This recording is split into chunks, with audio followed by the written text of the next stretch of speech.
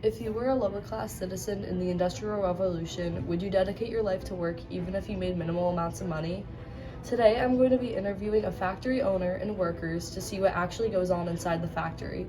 This is the division of the Industrial Revolution. The Industrial Revolution began in the late 1700s and was a pivotal time in American society. People switched from handmade products to factory production because of new inventions involving steam engines.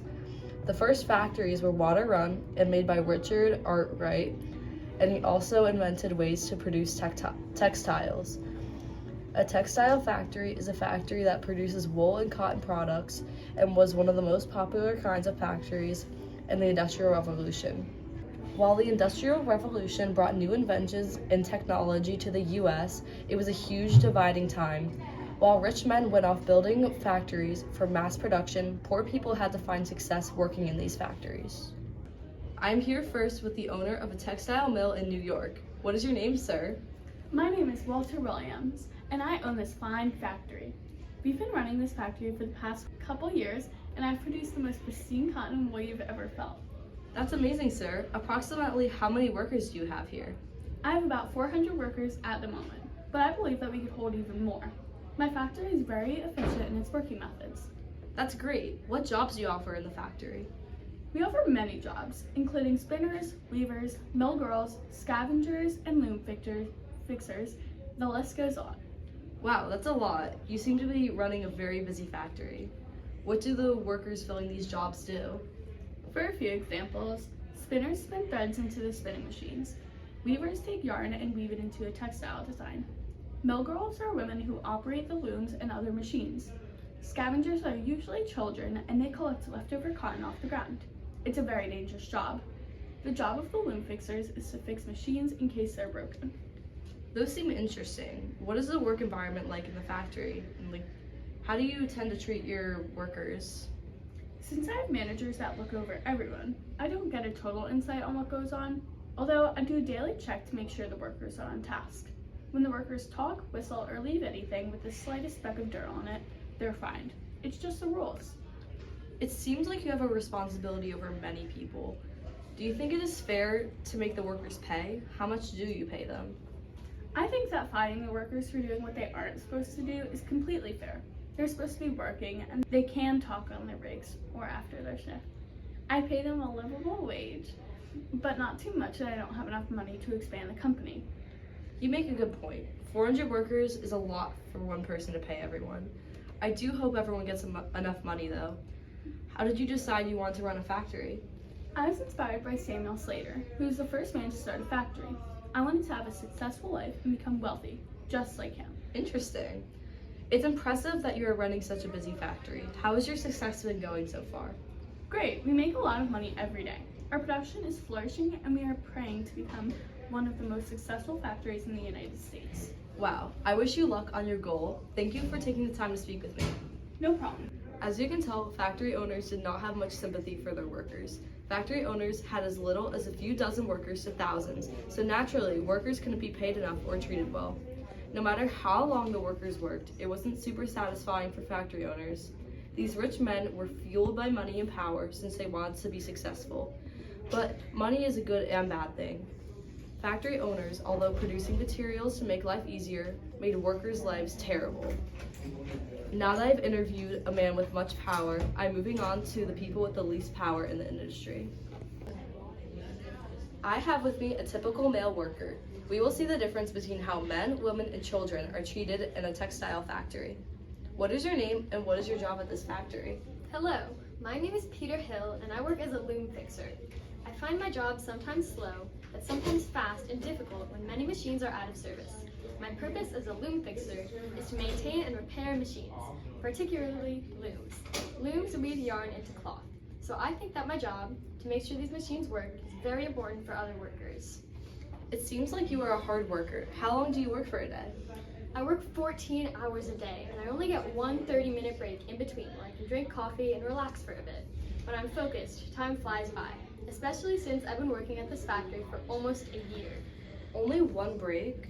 That seems very unfair. Why did you decide to work in the factory? I had no job after the Industrial Revolution began. I used to be a farmer, but since mass production started, fewer people wanted to buy handmade products and I was let go. It was my only option to get hired here if I wanted to support myself. I'm sorry that you lost your job. Do you like this job better or worse than working in the fields? Thank you, ma'am. In some ways, I miss that I got paid a livable wage at my old job, but I'm glad that I have a roof over my head where I work now. That is very understandable.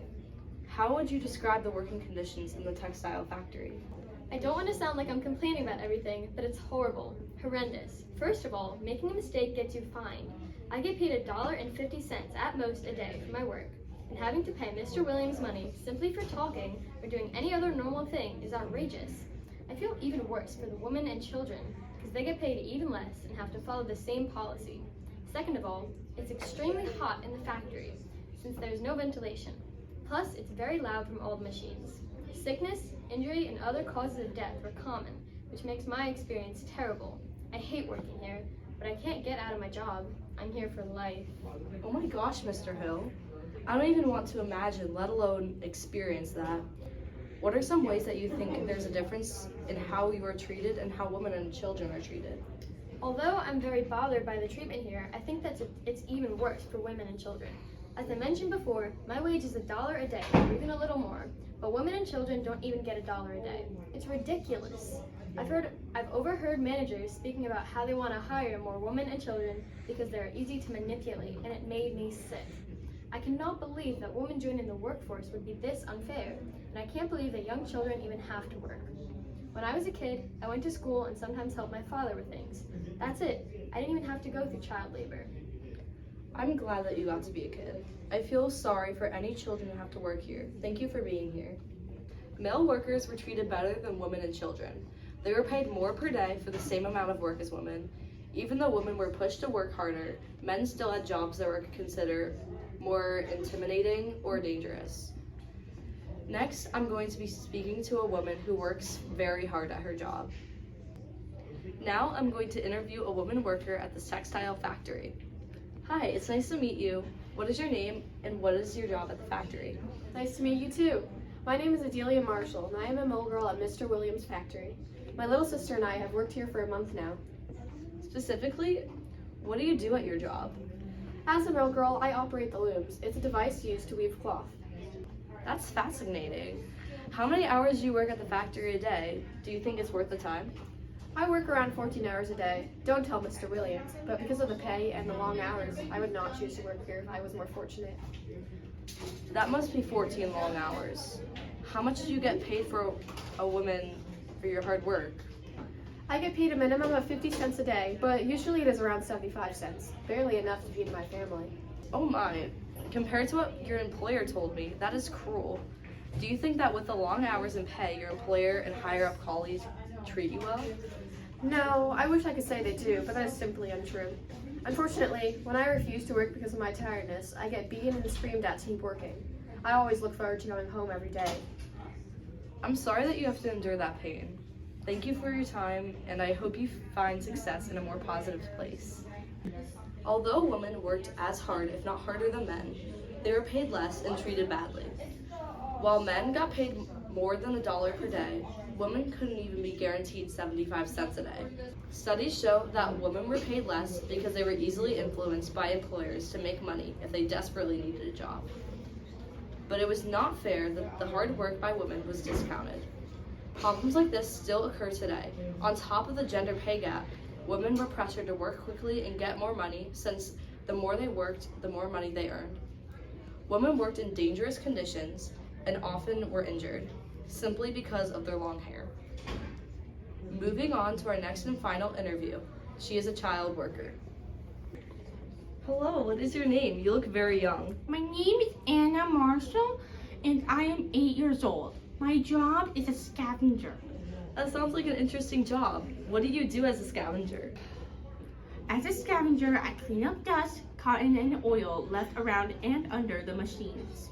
Do you find your job scary or dangerous? Yes, I find it very scary because the machines are still on when I'm trying to collect the debris. It could be very dangerous, and I could get hurt very easily. Oh my gosh, I don't know how you do it. That sounds absolutely terrifying. I spoke to your sister Adelia earlier. Do you agree that it isn't worth it to work here? Yes, I agree. I barely get paid 50 cents a day and around $2 a week. It is barely enough to help support myself, let alone help support my entire family. That's barely anything. What was life like before you started working? I went to a public school and lived a normal life without stressing about work. I got the right amount of food and sleep just like any other normal kid. Now, my life is abnormal and I feel like a prisoner. That sounds like a nice life. Do you miss it? How young are the kids that work here? The youngest kids that work here range from 3 years old to 4 years old. It is odd to see children so young having to be labored. At first, when I was hired, Mr. Williams was excited to have me work since I have small hands that can work efficiently with the machines. But as time went on, he became more controlling and I started to hate it even more every day. Oh my gosh, I couldn't imagine working at such a young age. I feel terrible that you can't be a kid. Anna, I wish you the best, and I sincerely hope that you get out of your situation and can live a better life. As crazy as it seems, children often work in these factories, not only in textile factories, but also in coal mines and other factories. Children were paid even less than women, earning just 50 cents to 60 cents a day.